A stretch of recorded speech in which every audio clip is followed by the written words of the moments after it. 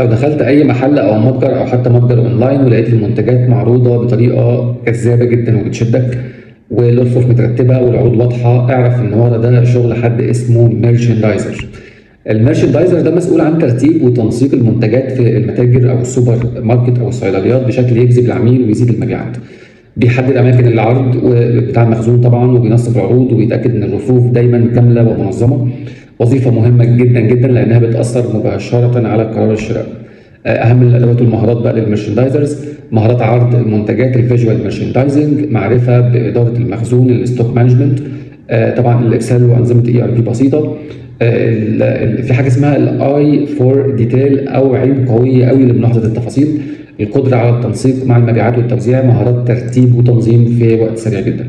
السلم الوظيفي طبعا في الاول بيبقى ميرشندايزر، بعد كده سينيور، بعد كده سوبرفايزر، بعد كده بيبقى فيجوال ميرشندايزنج مانجر، بعد كده ممكن يبقى اريا مانجر، وممكن يبقى في الاخر خالص الريتيل اوبريشنز مانجر.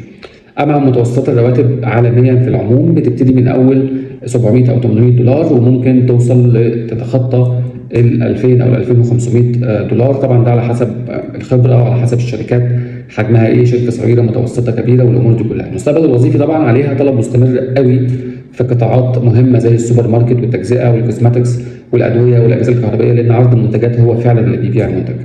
ومع زياده المتاجر طبعا الجديده الطلب على الميرشندايزرز بيزيد، ومهنه جديده مستحدثه ومهمه جدا. لو عاوز بقى تعمل كارير شيفت للشغلانه دي او تمتهن الميرشندايزنج، ابدا بخبره بسيطه قوي في المبيعات او المتاجر، اتعلم اساسيات ترتيب المنتجات والعروض، طور مهارات الاكسل واداره المخزون، تابع المنافسين وشوف طرق العرض المختلفه، خليك دايما سريع في تنفيذ المهام لان ده جزء اساسي قوي من شغلانه الميرشندايزنج.